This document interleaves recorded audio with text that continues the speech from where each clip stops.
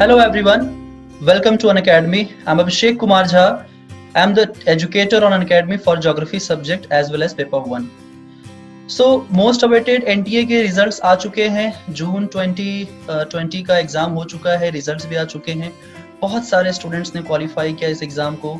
ऐसे ही कुछ टॉपर हैं हमारे क्लास में ज्योग्राफी सब्जेक्ट से, जिन लोगों ने इस बार बहुत अच्छा परफॉर्म किया है। ऑलमोस्ट सभी स्टूडेंट्स के 99 परसेंटाइलर्स जो है वो बने हुए होंगे। और ऐसे ही जो स्टूडेंट हैं, हम इंट्रोडक्शन करना चाहेंगे आप सभी लोगों का। सबसे पहले विप्लव बैनर्जी से हम इंट्रोडक्शन कराएंगे, एंड देन शिल्पी यादव, उसके बाद मधुबाला प्रिया। सो विप्लव, सबसे पहले आप अपने बारे में बताइए हमारे लर्नर्स को। सर, मैं विप्लव बैनर्जी हूँ, वेस्ट बंगाल से हूँ, मिदनापुर। और मैंने अपना BA विद्यासागर यूनिवर्सिटी से किया हूँ कंप्लीट, और MA पंडित रविशंकर शुक्ला से किया था। और वहाँ पे दो साल के बाद मैं गेस्ट लेक्चर भी था वहाँ पे। लेकिन वहाँ पे मेरे को नेट के बारे में पहले पता नहीं था। उसके बाद जब देखा उन लोगों से मिला तो नेट के बारे में कुछ पता चला, कुछ होता है। तो 1-2 बार देने के बाद मेरे को समझ नहीं आया कि होता क्या। फिर मैं यूट्यूब में गया, यूट्यूब में जाके देखा कि कुछ आपके क्लास चल रहा था। तो वहाँ पे सबसे अच्छा जो चीज़ मेरे को लगा कि एक जो MCQ होता है, उस MCQ का चारों पॉइंट का एक्सप्लेनेशन, और उस एक्सप्लेनेशन के माध्यम से जो पॉइंट है वहाँ से कैसे क्वेश्चन आ सकता है, वो सबसे मेरे को अच्छा लगा। तो मैंने डिसाइड किया कि मैं ज्वाइन करता हूँ उसको।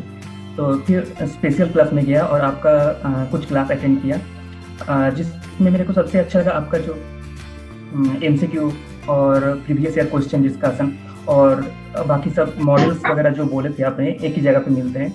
फिर मैं सब्सक्रिप्शन लिया और उसमें उसके बाद में क्लास में ज्वाइन किया। वहाँ पे 4 पॉइंट मैं बोलना चाहता हूँ कि आपसे जो सीखा हूँ मैं, सबसे पहले तो कि हर सिलेबस का जो पूरा जो टॉपिक है वो एक ही जगह पे मिलता है। मेरे को हर एक बुक परचेस करने की ज़रूरत नहीं पड़ा। आपके PDF जो था उसमें से मैं पूरा कंप्लीट किया हूँ, बार बार रिवाइज करके उसी को। और दूसरा चीज़ ये है कि सबसे ज़्यादा दिक्कत होता है कि हम लोग रिवीजन नहीं करते हैं। क्वेश्चन तो पढ़ तो लेते हैं, लेकिन रिवीजन का कोई गाइड भी नहीं मिलता। लेकिन जब अनअकैडमी में ज्वाइन किया हूँ और आपने उसको लगातार एक मॉक लेते रहे, और कुछ क्लास के बाद डाउट सेशन जो होता है, उस डाउट सेशन में आप रिवीजन करते गए, तो उसमें जो चीज़ हुआ उसमें मेरा इम्प्रूव बहुत अच्छे से हुआ है। और सबसे अच्छा और जो है मॉक टेस्ट अनअकैडमी का, वो भी बहुत अच्छे से किया गया है। और खासकर अभी जो सिलेबस है उसमें मॉडल्स बहुत सारे हैं, और उसके लिए कोई बुक भी नहीं था। हम लोग जितना भी परचेस किया है बुक, किसी बुक में पूरा मॉडल नहीं दिया है। लेकिन आप जब अनअकैडमी में ज्वाइन किया, उसके बाद आपके क्लास में लिया, तो उसमें बहुत सारा जो पूरा टोटल मॉडल्स है, लगभग 50 से 60 के आसपास जो मॉडल है, उसको शॉर्ट एंड बहुत स्वीटली आपने कवर किए थे। और उसको पढ़ के इतना कॉन्फिडेंस आ गया कि मैं आगे कुछ और कर सकता हूँ, क्योंकि मॉडल्स अगर कंप्लीट कर लिया तो उसमें से 70% सिलेबस खत्म हो जाता है, और जो किसी बुक में। तो ये स्ट्रेटेजी आपका जो था वो काम आया। और खासकर फर्स्ट पेपर में हमेशा गलती करता था, लेकिन आपने जो ट्रिक्स बताए थे कि फर्स्ट पेपर को जैसे करना है, पहले फर्स्ट पेपर को देना है टाइम, चारों ऑप्शन को देखना है, तो ये बहुत काम आया। और उसी के वजह से मैं आज शायद इस मुकाम पे हूँ। फॉर्चुनेटली हम लोग इस बार आपसे मुलाकात भी हुई अभी कुछ टाइम पहले ही, लास्ट मंथ में। उसी वक्त हम लोगों ने डिस्कशन किया था। तो डेफिनेटली एक उसका इम्पैक्ट तो पड़ता ही है। अच्छा, ओके विप्लव, ये तो इंट्रोडक्शन हो गया। हाँ, अभी हम लोग और बातें करेंगे। सबसे पहले इंट्रोडक्शन ही हो रहा है। शिल्पी के पास आते हैं।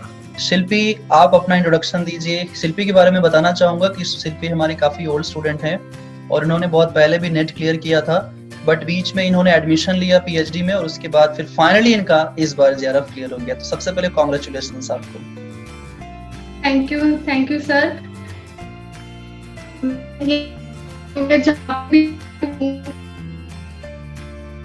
मेरा क्लियर हुआ है वो सर की वजह से ही हो पाया, सर के गाइडेंस की वजह से हो पाया। इसलिए मैं सर को सबसे पहले थैंक्स बोलना चाहती हूँ इस चीज के लिए, हमेशा इतने अच्छे से गाइड करने के लिए।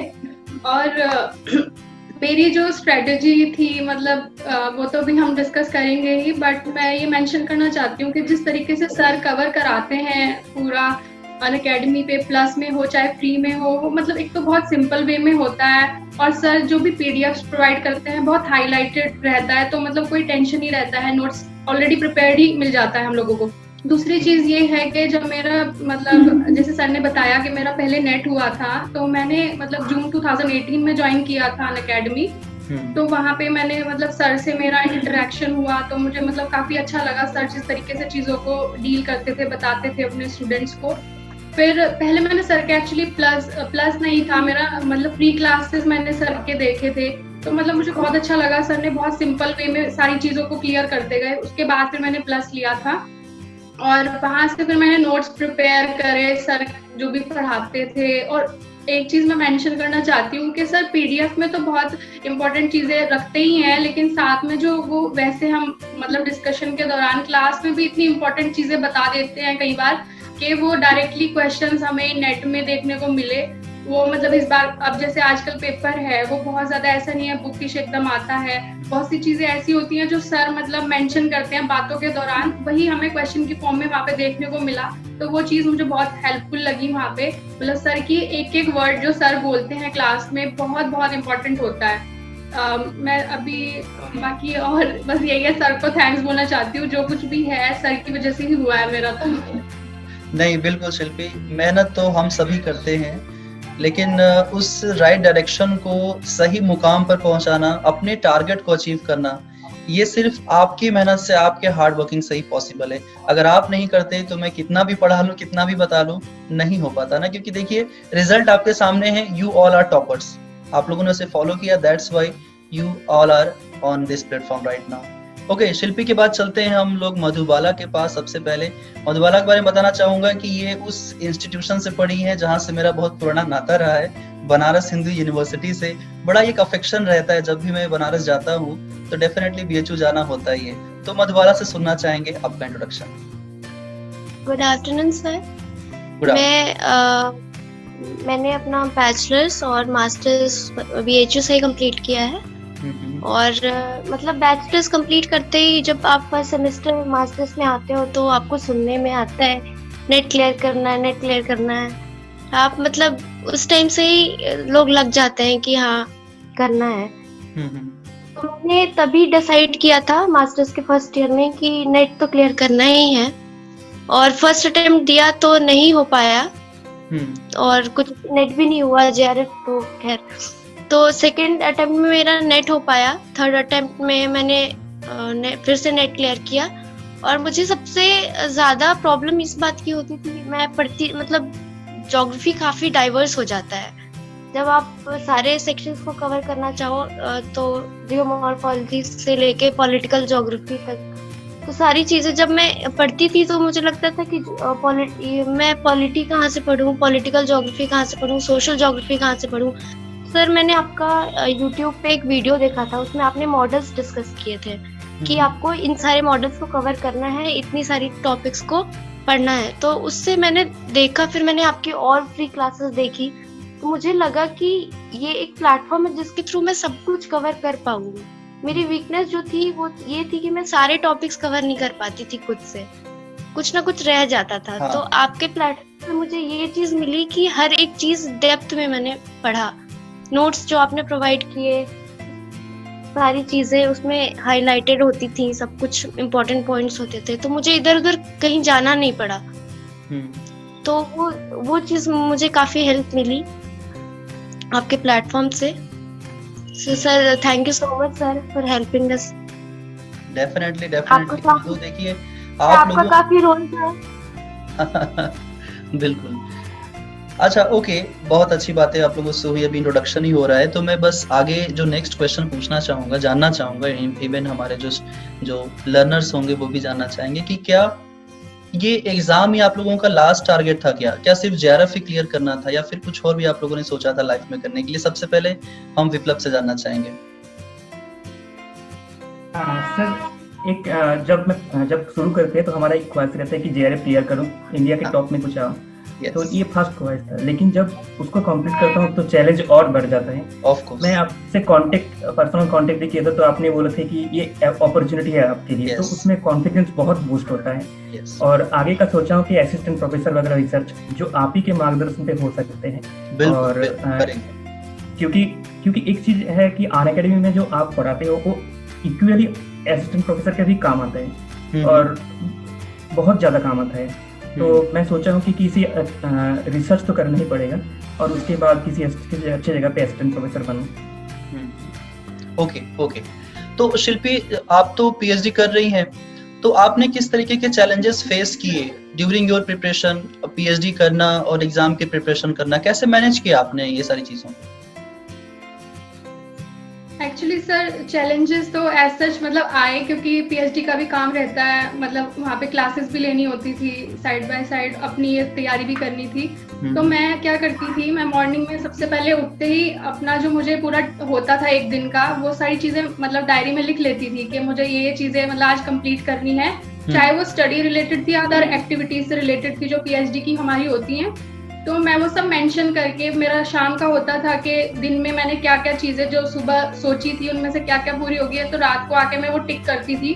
और फिर मैं 1 वीक का मैं ऐसे एक ग्राफ तैयार करती थी कि वो मतलब कैसा जा रहा है, ऊपर जा रहा है, नीचे जा रहा है। तो अगर मुझे लगता था कि कहीं कमी आ रही है, वो कंप्लीट नहीं हो रहे हैं मेरे टारगेट्स, तो मैं डीमोटिवेट नहीं होती थी।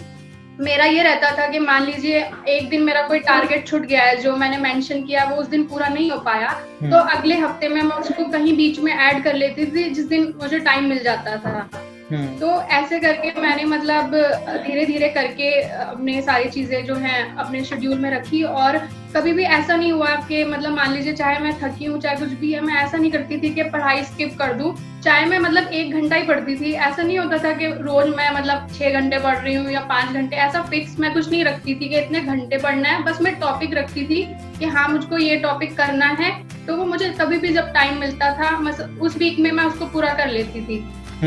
तो ये मेरा रहा मतलब पीएचडी के दोनों दौरान। पीएचडी और इस एग्जाम एक साथ लेकर के चल रही है। बहुत ही अच्छी। हाँ, तो इस वजह से फिर ना पीएचडी में कोई प्रॉब्लम आई, क्योंकि मतलब जब हमारे पास ऐसा होता है कि अगर हम माइंड में उस चीज को रखते हैं तो कई बार वो स्किप हो जाती है चीजें कि हमें ये करना है नहीं। लेकिन जब मैं उसको पहले ही मॉर्निंग में मेंशन कर लेती थी तो एक पॉजिटिव एनर्जी मुझे मिलती थी कि हाँ आज के मेरा ये टारगेट्स हैं, मुझे पूरे करने हैं, तो एनी हाउ बस I have to complete that. तो मैं उसी में लगी रहती थी। और फिर मतलब इतना रात तक आते आते मतलब इतना वो हो जाता था कि हाँ एक सेटिस्फेक्शन मिलता था जब लगता था, उस पर टिक लगाती थी मैं और देखती थी कि मतलब अगर 7 टारगेट्स हैं तो मतलब 6 हो गए हैं, तो एक खुशी मिलती थी कि चलिए इतना आज मैंने किया है, कुछ अचीव किया है। तो ऐसे मैं करती थी। अच्छा, आपकी पीएचडी कौन से यूनिवर्सिटी से चल रही है? सर मेरी एचएनबी गढ़वाल यूनिवर्सिटी श्रीनगर में जो है, वहां से मेरी पीएचडी चल रही है। ओके, दैट्स ग्रेट, बहुत बढ़िया। तो मधु की तरफ चलते हैं। मधु बहुत ध्यान से सुन रही थी सबकी बातों को। मधु की तरफ चलते हैं। तो मधु आप बताइए, क्या थी आपकी स्ट्रेटजीज? मतलब आप बीएचयू में थे, वहां पे क्लासेस कर रहे थे, और साथ ही साथ मतलब मास्टर्स का तो बड़ा प्रेशर होता है। देखो ये मैं समझता हूँ बहुत अच्छे से कि मास्टर्स बीएचयू जैसे इंस्टीट्यूशन से अगर आप कर रहे हो तो इतनी सारी क्लासेस करनी होती है, सेमेस्टर एग्जाम है, बहुत सारा बर्डन होता है। कैसे किया? How did you manage all this things, your preparation, your masters classes, कैसे किया? सर मुझे मेरा शुरू से ही था कि मुझे टीचिंग लाइन में जाना है। मुझे एक्चुअली काफी पसंद है पढ़ाना। तो मैंने डिसाइड किया था कि मुझे टाइम लगेगा फिर भी मैं इसी लाइन में जाऊंगी। मुझे यही करना है, मुझे जेआरएफ क्लियर करना है, सेल्फ डिपेंडेंट बनना है और जेआरएफ क्लियर करना है। सर तो मैंने प्लान रूटीन बनाया उस हिसाब से। पर डे मास्टर्स के लिए कुछ टाइम देती थी, पूरे दिन में कुछ टाइम 2 घंटे या फिर 1 घंटे मास्टर्स के लिए दे दिया, फिर 2 घंटे 3 घंटे, अगर जिस दिन कम टाइम मिला उस दिन 1 ही घंटे सही, लेकिन पर डे आपको थोड़ा भी टाइम देना ही है आपको इसके लिए नेट जेआरएफ। अगर आप बहुत ज्यादा बिजी हो तो आधे घंटे आप एमसीक्यू, आपके एमसीक्यू होते थे सर, तो जिस दिन बहुत ज्यादा टाइम नहीं मिल पाया, फ्री नहीं रही, मैं बिजी रही, तो उस दिन एमसीक्यू ही सॉल्व कर लिया। तो इस तरीके से प्लान बना के हर पेपर का आपके नोट्स होते थे, तो एक हफ्ते में ये इस टॉपिक से कंप्लीट किया, लाइक मतलब सोशल ज्योग्राफी हो गया या फिर फिजिकल हो गया, एक हफ्ते फिजिकल ज्योग्राफी को दे दिया, फिर नेक्स्ट वीक उसके एमसीक्यू कर लिए। तो आपका जो पीडीएफ होता था उसी के हिसाब से सिस्टमैटिक वाइज फॉलो किया, हर एक पार्ट कोशिश की कवर करने की, और आपने जिस टॉपिक को बताया ये इम्पोर्टेंट है उसको नोट किया, उसको ज्यादा पढ़ा, जो कम इम्पोर्टेंट थे उसको थोड़ा कम टाइम दिया। इस हिसाब से मैंने प्रिपरेशन की। ओके, सो फाइनली यहाँ तक पहुंच गए। आपकी वीडियोस और आपके नोट्स को फॉलो किए ही साथ में। ओके, बहुत बढ़िया। टेस्ट सीरीज ने बहुत हेल्प किया, उससे पता चलता था कि कौन से पार्ट में कमी है, क्या और प्रिपेयर करने की जरूरत है, किस में वीक हूँ। ओके, अच्छा ठीक है, इतनी प्रिपरेशन आप लोगों ने बताई अभी तक। मैं ये जानना चाहूंगा कि इस एग्जाम में, क्योंकि हमारा जो एग्जाम है वो ऑनलाइन बेस्ड है, प्लस इसमें सारे आपके मल्टीपल चॉइस क्वेश्चंस होते हैं, राइट? तो आप लोगों ने इसकी प्रिपरेशन कैसे की? मतलब क्या एमसीक्यूज, पीवाईक्यूज और मॉक टेस्ट वगैरह भी हेल्प करते हैं इसमें? क्या स्टूडेंट्स को ये ध्यान रखना चाहिए कि पढ़ाई ही करना नहीं है, सिर्फ रीडिंग नहीं लगानी है, बल्कि हमें कुछ क्वेश्चंस भी प्रैक्टिस वगैरह करने हैं? शिल्पी, आपसे शुरू करते हैं। आपने सुना क्वेश्चन कि कैसे हम अगर देखें कि पीवाईक्यूज, एमसीक्यूज, मॉक टेस्ट वगैरह, इनका क्या रोल है एग्जाम में? आप इस पे थोड़ा कुछ कहना चाहोगे? एक्चुअली मेरे अकॉर्डिंग जो मतलब ये क्वेश्चन लगाना होता है बहुत इम्पोर्टेंट है, जो कि मैंने मतलब जब हमें मतलब पता चला था एग्जाम का, वो पीछे हट गया था उसे। मतलब सिंपली अगर मैं बोलूँ तो 1.5 मंथ तक मैंने स्टार्टिंग मतलब जब एग्जाम आने वाला था तब तक मैंने सिर्फ क्वेश्चंस ही लगाए, क्योंकि थ्योरी हम पहले इतना पढ़ चुके थे। मैं मतलब अगर अपनी बात करती हूँ तो मैं थ्योरी काफी पढ़ चुकी थी, क्योंकि काफी टाइम से मैंने अकेडमी ज्वाइन किया हुआ था। तो जो लास्ट का 1.5 मंथ था उसमें मैं सिर्फ एमसीक्यू प्रैक्टिस करती थी। मेरा रोज का टारगेट होता था मतलब नियरली मैं 400 के आसपास एमसीक्यू पेपर 1 पेपर 2 दोनों का मिला के मैं उसको लगाती थी। और फिर जहां मुझे मतलब उसमें जो गलतियां मेरी निकलती थी तो मुझे पता चलता था कि ये टॉपिक मुझे दोबारा पढ़ने की जरूरत है, तो फिर मैं थ्योरी में उस चीज को दोबारा से पढ़ा करती थी जो मेरे क्वेश्चंस गलत होते थे। तो मेरे को मतलब क्वेश्चंस बहुत इंपॉर्टेंट है, चाहे वो पीवाईक्यूज हो, चाहे वो अनअकैडमी के मॉक हो, या जो सर मतलब प्रोवाइड करते हैं अपने फ्री क्लासेस में भी।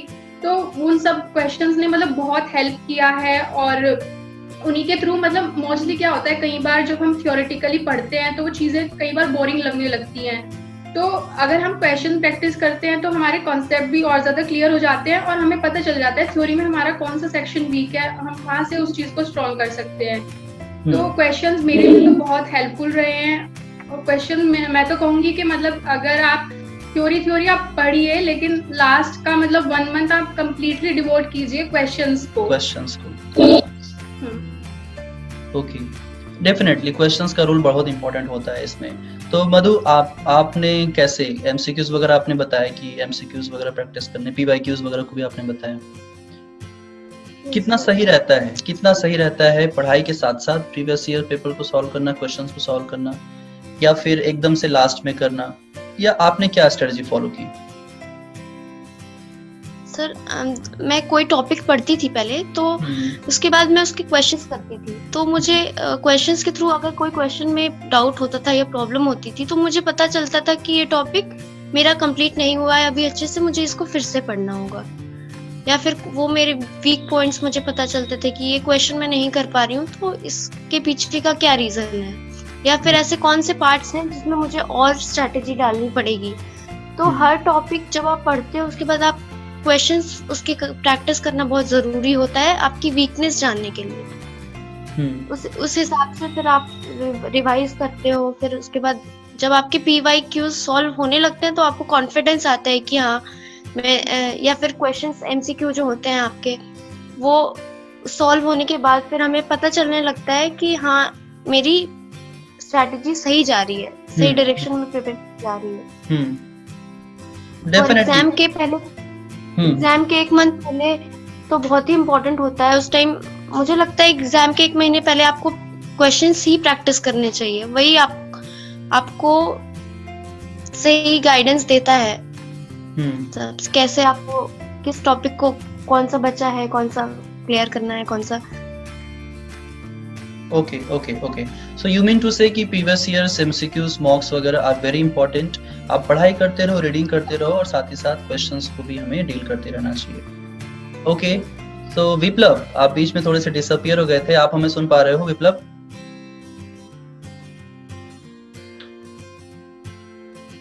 विप्लव आप सुन पा रहे हो?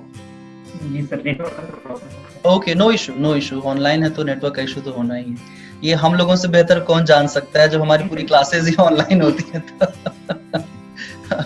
अभी भी वीडियो शायद पॉज है। अच्छा, अगर आप सुन पा रहे विप्लव, तो हम लोगों ने एक अभी क्वेश्चन के ऊपर डिस्कशन किया कि क्या मतलब एग्जाम जब आपके पास एक सर्टेन टाइम है, लाइक 5-6 मंथ आपके पास इन हैंड है, और आपको ये है कि आपका लाइक क्वेश्चन भी आपको प्रैक्टिस करने हैं, आपको सारे थियरीज भी पढ़ने हैं, रीडिंग्स भी करनी है, नोट्स भी बनाने हैं, तो आप क्या देखते हो कि जो एमसीक्यूज वगैरह हैं, मॉक टेस्ट वगैरह हैं, वो किस समय पे ज्यादा बेटर होंगे, उनका क्या रोल हो सकता है इस एग्जाम में अकॉर्डिंग टू योर स्ट्रेटजी?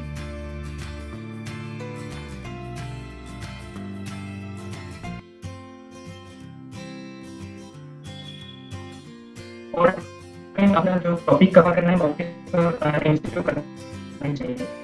और प्रीवियस के क्वेश्चन तो बहुत इंपॉर्टेंट है। हर पिछले 10 साल का जो प्रीवियस ईयर क्वेश्चन है उसको कंप्लीट करना बहुत जरूरी है।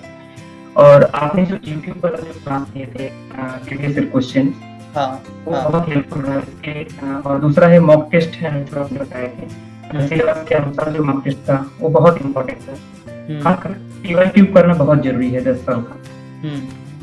पीवाईक्यूज करना बहुत जरूरी 10 ईयर के। ओके, चलिए, बहुत अच्छी बातें आप लोगों ने बताई। अच्छा, एक चीज मैं देखता हूँ कि स्टूडेंट जब एग्जाम क्वालिफाई नहीं कर पाता है तो बड़ा डीमोटिवेट हो जाता है। आप लोग के साथ भी हुआ होगा, क्योंकि ऐसा नहीं है कि आपका फर्स्ट अटेम्प्ट था। जहां तक मैं शिल्पी और विप्लव को जान सकता हूँ, इनका तो फर्स्ट अटेम्प्ट नहीं था, लेकिन मधुबाला आपका क्या, ये कौन सा अटेम्प्ट था? सर मेरा ये 4th अटेम्प्ट था। 4th अटेम्प्ट था, राइट। इसके पहले आप लोग के नेट क्वालिफाई हुए होंगे डेफिनेटली। इस बार भी हंड्रेड्स ऑफ स्टूडेंट्स ने हमारी क्लासेस से, आई थिंक 115 स्टूडेंट ने लगभग नेट क्वालिफाई किए, और हाफ सेंचुरी तो लग गई है जेआरएफ क्वालिफाइड स्टूडेंट्स की। 50+ स्टूडेंट्स ने क्लासेस से हम लोग के जेआरएफ क्वालिफाई किया है। तो यहाँ तक की जर्नी जो रहती है स्टूडेंट्स की जेआरएफ तक पहुंचने की, वो कहीं ना कहीं नेट से स्टार्ट होती है। क्वालिफाइंग असिस्टेंट प्रोफेसर ये कहीं ना कहीं हमें एक मोटिवेशन देता है। जैसे इस बार भी बहुत सारे स्टूडेंट ऐसे थे जिन लोगों ने मुझे कॉल किया, मैसेज किया कि सर नेट ही क्वालिफाई हुआ, आगे क्या करें? तो आगे क्या करें, आप लोग भी इसी स्टेज से आए हैं। कुछ ऐसे स्टूडेंट्स के लिए जो आगे नेट के बाद अब जेआरएफ करना चाहते हैं, एक ऐसी स्ट्रेटजी जो वो फॉलो कर सके, जो वो टॉपर्स से सुनना चाहेंगे। सबसे पहले शिल्पी से शुरू करेंगे। मैं यही बोलना चाहती हूँ कि मतलब जैसे कि मैंने बताया कि मैंने 2018 में प्रिपरेशन स्टार्ट करी थी, तो मेरा नेट 3 टाइम्स क्लियर हुआ है। जेआरएफ मेरा फाइनली अब हुआ है, बट उससे पहले मतलब ऐसा नहीं था कि मतलब मुझे बुरा नहीं लगता था। मतलब मैं भी, जब हम किसी चीज के लिए हार्ड वर्क करते हैं और वो चीज नहीं हो पाती है तो बुरा फील होता है, बट मैंने कभी भी मतलब ऐसा नहीं सोचा कि हाँ बस अभी मुझे स्टॉप करना है। मेरा नेट क्लियर होने के बाद मैंने पीएचडी के इंटरव्यूज भी दिए और मेरा मतलब सिलेक्शन भी हुआ, तो कहीं ना कहीं वहां से भी मुझे मोटिवेशन मिला कि नहीं अभी जेआरएफ भी करना है। और फिर जब मैं सर की क्लासेस में आती थी तो जो सर मतलब बातें मतलब करते थे, वो मोटिवेट करते थे, तो उससे मुझे बहुत पॉजिटिव एनर्जी मिलती थी। मुझे हमेशा मतलब एक था अंदर से कि हाँ सर जब इतना मेहनत करते हैं हमारे लिए, तो मतलब सर को पे बैक करना है। मतलब वो चीज कभी हम कर नहीं सकते पे बैक सर को, बट मतलब अपने रिजल्ट के थ्रू सर को भी अच्छा फील कराना है। तो मेरे को कहीं ना कहीं एक वो मोटिवेशन था अंदर से कि मुझे मतलब सर को एक बार ये फील कराना है कि जो वो हमारे लिए हार्ड वर्क करते हैं, पूरा दिन वो लगे रहते हैं, चाहे वो पीडीएफ प्रोवाइड करना हो या मतलब हर तरह से वो अवेलेबल रहते हैं बच्चों के लिए। तो मुझे हमेशा अंदर से था कि सर को एक बार अच्छा फील कराऊं, मैं अपनी तरफ से करूं जो भी है। और इसमें मतलब डीमोटिवेट, हाँ ठीक है, थोड़े टाइम के लिए बुरा लगता है अगर हम नहीं कर पाते हैं, बट मैं यही कहना चाहती हूँ कि हमें, अगर हमने किसी चीज को सोचा है तो हमें बीच में नहीं रुकना चाहिए जब तक हम उस चीज को अचीव ना कर ले। हो सकता है थोड़ा टाइम लग जाता है कई बार किसी चीज को अचीव करने में, लेकिन अगर आप कंसिस्टेंटली उस चीज के पीछे लगे रहेंगे तो एक दिन आप उसको अचीव कर ही लेते हैं। दूसरी बात मैं ये मेंशन करना चाहती हूँ कि कई बार क्या होता है, मैं अपनी चीज बताना चाहती हूँ कि मेरे साथ क्या प्रॉब्लम हुई कि मेरा मतलब 3 बारी नेट हुआ और जेआरएफ नहीं हो पाता था। कि मतलब स्टार्टिंग के जो जैसे 6 मंथ हमें मिलता है स्टार्टिंग में जो एग्जाम का ड्यूरेशन के बीच में प्रिपरेशन का, तो मैं मतलब स्टार्टिंग के जो 4 महीने होते थे 4 मंथ्स, उनमें मतलब बहुत एनर्जेटिक, बहुत मतलब इंथुजियास्टिक वे में अपनी प्रिपरेशन करती थी। लास्ट तक आते आते क्या होता था कि मैं मतलब या तो रिवीजन नहीं कर पाती थी या फिर मैं मतलब लास्ट तक आते हुए मेरी एनर्जी कम हो जाती थी। लेकिन इस बार मुझे फील हुआ कि जो गलतियां मैंने पहले अटेम्प्ट में करी थी कि मैं जेआरएफ नहीं कर पा रही थी, तो मैंने अभी लास्ट टाइम पे मैंने मतलब डबल कर दिया था इस बारी अपना जो मतलब जो भी मैं पढ़ाई करती थी या कुछ भी करती थी, तो मैं लास्ट तक आते आते मैंने स्टार्टिंग में ठीक है कर लिया, लेकिन वो मतलब याद नहीं रह पाती है इतने लेट तक चीजें। तो लास्ट में मैंने जो 1.5 महीना है वो लग के मैंने करा इस बारी। मुझे बस यही था कि रिवाइज करूँ चीजें। मैं कई बार मेरे को बोरियत आ जाती थी, मतलब आई फील बोर के बार बार एक ही चीज पढ़नी पड़ती थी, लेकिन मैं फिर भी चाहे बोर होता था, अगर मेरे को बोरिंग फील होता था तो मैं क्वेश्चंस लगाने लग जाती थी ताकि मतलब बोर फील ना हो मेरे को। और मेरे को बस यही था कि इस बार करना है चाहे कुछ भी हो जाए, क्योंकि मतलब सर ने बहुत ज्यादा होप्स रखे थे। कहीं ना कहीं वो चीज भी मेरे को अंदर से मतलब आप कह लीजिए मोटिवेट कर रही थी या कुछ भी। मतलब सर हमेशा जब भी सर से कभी इंटरेक्शन होता था तो सर बोलते थे कि इस बार जेआरएफ हो जाएगा, करना है। तो मेरे को वही था, बस सर के वर्ड्स मुझे बेकार नहीं जाने देने थे, इसलिए मैंने अपना 100% दिया। और लास्ट पे मतलब जो आपके पास 2 मंथ्स होते हैं एग्जाम से पहले के, आप 4 महीना पहले जो भी पढ़ रहे हैं ठीक है, आप पढ़िए उसको, लेकिन लास्ट के 2 मंथ्स बहुत क्रूशियल होते हैं, उसमें आप जी जान लगा दीजिए। जितना आप स्टार्टिंग के 4 महीने में पढ़ते हैं, डबल आप कर दीजिए उस टाइम को, स्टडी टाइम को, मतलब आप हो जाएंगे। ग्रेट शिल्पी, ग्रेट, बहुत बहुत अच्छी आपने अपनी स्ट्रेटजी बताई। एंड डेफिनेटली प्राउड फीलिंग तो होती ही है जब अपने स्टूडेंट्स बहुत आगे निकलते हैं, तो बहुत अच्छा लगता है। तो मधु, आपकी तरफ आते हैं। हाँ, अब आप बताओ क्या आप कहना चाहोगे अपने इस टॉपर वाला जो आपका भी ये जो एक आपको फील आ रहा होगा इससे आप कैसे एक्सप्रेस करोगे एक स्ट्रेटेजिकल वे में स्टूडेंट्स के लिए? सर एक्चुअली फर्स्ट टाइम जब नेट दिया था, फर्स्ट ईयर में थी मैं मास्टर्स के, और नहीं हुआ था उस टाइम। तो उस टाइम मैंने सोचा कि अभी शुरुआत है, अभी मेरे पास टाइम है, मैं कर सकती हूँ इसको। सेकेंड काफी उसमें मैं एफर्ट्स डाले, मेहनत की उसमें, तो सेकेंड टाइम नेट हुआ। तो थर्ड टाइम भी नेट ही हुआ। तो जब मैंने अपने परसेंटेज में देखती थी तो मुझे लगता था कि मैं कैलकुलेट करती थी कि कितना कम हो रहा है मेरा, मुझे जेआरएफ करने के लिए और मुझे कितना एफर्ट डालना होगा। तो उस हिसाब से मैं डिमोटिवेट नहीं हुई कभी। मतलब ये चीज तो होती है कि सक्सेस मिलने में आपको टाइम तो लगता ही है, उसके लिए एफर्ट्स लगते हैं, मेहनत लगती है। जो भी टॉप करते हैं या फिर किसी इंस्टीट्यूट में या फिर कहीं कुछ अच्छा किए, जेआरएफ किया, उन सबके पीछे एफर्ट्स होते हैं। तो वही, कभी डिमोटिवेट नहीं हुई, उस हिसाब से अपना काम किया, नोट्स बनाए। कभी कभी सुनती थी मैं कि हाँ इसका नहीं हुआ, जेआरएफ नहीं हुआ इन लोगों का, काफी टाइम के बाद, तो थोड़ा सा लगता था। लेकिन मैं दूसरी तरफ ये भी देखती थी कि इतने लोग सक्सेसफुल भी हुए हैं, होते हैं हर बार। तो वो चीज देख के लगता था कि बस कोशिश करते रहनी है, कोशिश करनी है, होगा एक दिन तो होगा ही। तो फिर उसी हिसाब से मैं फिर आपका प्लेटफॉर्म मिला, और आप सर, आप पढ़ाने के साथ साथ मोटिवेशन का काम आप बहुत अच्छा करते हैं सर। हर वीडियो के बाद आप कुछ ऐसी चीजें बोलते हैं जिससे हम मोटिवेटेड रहते थे। और आपकी बातें याद है, आप हमेशा बोलते थे कि आप लोगों ने काफी पढ़ा है, आप लोगों को लग नहीं रहा है लेकिन आप लोगों ने काफी पढ़ा है। तो लगता था कि हाँ, पढ़ा, हमारी प्रिपरेशन अच्छी जा रही है, उसी को बस कंटिन्यू रखना है, आगे बस मेहनत करते रहना है। जो भी रिजल्ट होगा, अगर इस बार नहीं होगा तो अगली बार होगा। तो बस प्रिपरेशन कंटिन्यू रखा मैंने और आपका प्लेटफॉर्म फॉलो किया, वही बेस्ट स्ट्रैटेजी थी मेरे लिए। वेरी गुड मधु। विप्लव, सुन पा रहे हो आप? आवाज आ रही है? ओके। सो मेरे पास एक क्वेश्चन है आपके लिए, स्पेशली आपके लिए। आप ये बताओ मुझे कि आप अभी मैंने आपके कुछ पिक्चर्स देखे, आप एक ऐसे बैकग्राउंड से हैं जो स्पेशली लाइक जैसे फार्मिंग बैकग्राउंड होता है, मैंने देखे आपके पिक्चर्स। गांव से निकल करके शहर में आना और शहर में रहना, कॉलेजेस वगैरह में आपने बताया कि आपके पास कुछ टीचिंग एक्सपीरियंसेस भी हैं।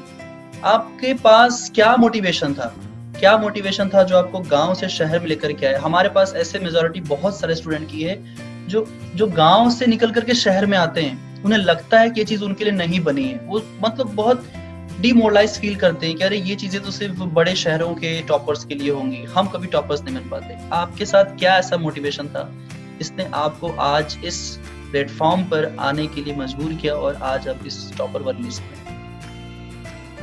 सर सबसे पहले तो आपका एक गाना याद आता है और उसको देख के मैं मोटिवेट और हो जाता हूँ कि रुक जाना नहीं। अच्छा, हाँ, रुक जाना नहीं, तू कहीं हार के। रुक जाना नहीं कभी हार के। हाँ, जी सर, उसको जब भी मैं डिमोटिवेट होता था तो गाना एक बार सलाह देता था कि अपनी लाइन के ऊपर ही गाना बनाना है। और मेरा गांव में जो प्रॉब्लम था इंटरनेट का बिल्कुल जो काम नहीं था, वहाँ पे कुछ नहीं होता था और मेरे पास लैपटॉप फोन वगैरह कुछ नहीं था पहले। तो मैं यहाँ से निकल पापा मम्मी पहले बोले कि यहाँ से निकलना नहीं हो पाएगा और पानी का बहुत प्रेशर था। फिर यहाँ से मैं रायपुर गया, थोड़ी सी आवाज मैडम से मिला, मैडम, तो उन्होंने मेरे मोटिवेट किया कि आप फिर ऐसे बड़े स्कूल पर, और देखा कि पहले attempt second attempt third attempt तक नहीं हुआ तो ढूंढ नहीं पा रहा था कैसे, तो मैंने टीम कर लिया। अब ये सर विप्लव, आपकी आवाज बहुत लैग कर रही बीच बीच में, वॉइस डिसअपियर हो जा रहा है। लोग हाँ विप्लव, सॉरी, माफी चाहेंगे। हम अपने इस शो के लास्ट फेज में आ चुके हैं। बहुत अच्छी स्ट्रेटजी हम लोगों ने डिस्कशन की, सारे टॉपर्स ने बहुत ही बेहतरीन अपनी जर्नी, अपनी स्ट्रगल को शेयर किया हमारे लर्नर्स के साथ। अंत में चलते चलते मैं आप सभी लोगों को बेस्ट विशेस देना चाहूंगा, शिल्पी, विप्लव और मधुबाला, आप सभी तीनों लोगों को, कि आप लोग अपने लाइफ में बहुत हाई अचीव करें, बहुत ऊपर जाएं और जहां पर भी हो सकेगा अपने साथ एक सकारात्मक सोच रखिएगा, क्योंकि प्रयास वही करता है जो सकारात्मक सोच रखता है। एक पॉजिटिव एनर्जी हमेशा अपने साथ रखिएगा जो आने वाले टाइम पे आप लोगों को बहुत आगे ले जाएगी। अंत में चलते चलते अपने लर्नर्स के लिए कहना चाहूंगा कि अगर आप प्रयास करना छोड़ देंगे, अगर आप सोच रहे हैं कि आप आज नहीं कर पाएंगे, तो आपको ये शुरू नहीं करना चाहिए था। लेकिन अगर शुरू किया है तो इसको अंत तक पहुंचाना है, क्योंकि शुरुआत तभी हम करते हैं जब हमारे माइंड में एक गोल होता है कि हमें इसे अचीव करना है। बस इन्हीं बातों के साथ आज के लिए इतना ही, फिर कभी मुलाकात होगी आपसे। मैं एक चीज कहना चाहती हूँ ओके, श्योर, हाँ sir.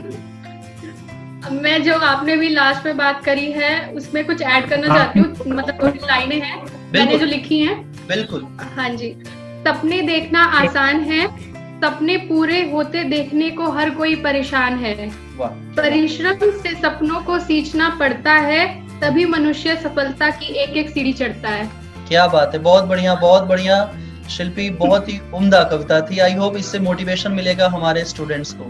So thank you so much Shilpi, Madhubala और विप्लव हमारे इस शो में आने के लिए।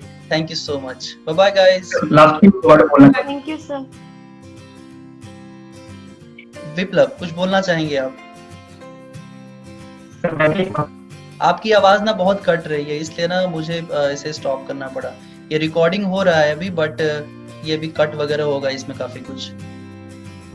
विप्लव, आपकी आवाज ना बहुत फ्लक्चुएट कर रही है, कई बार गायब हो जा रहा है। ठीक है, कोई बात नहीं। It was a great interview, बहुत अच्छा लगा गाइस आप लोगों के साथ। ये बोला था लास्ट में, बोलना चाहता हूं। हाँ श्योर, बिल्कुल विप्लव। लेट कनेक्ट हो पा रहा है वॉइस।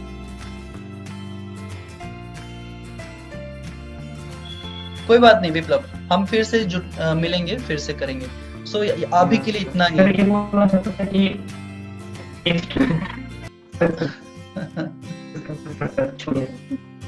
आवाज बहुत कट रही है विप्लव ना, आपकी आवाज कनेक्ट नहीं हो पा रही है। ठीक है, नो इशू, फिर प्लेटफॉर्म पे जाएंगे हम लोग, फिर से मिलेंगे। हाँ, this is not a last platform, ऐसा नहीं कि अंतिम बार मिल रहे, फिर से मिलेंगे। So everyone, thank you so much for joining in today's session, बहुत अच्छा लगा।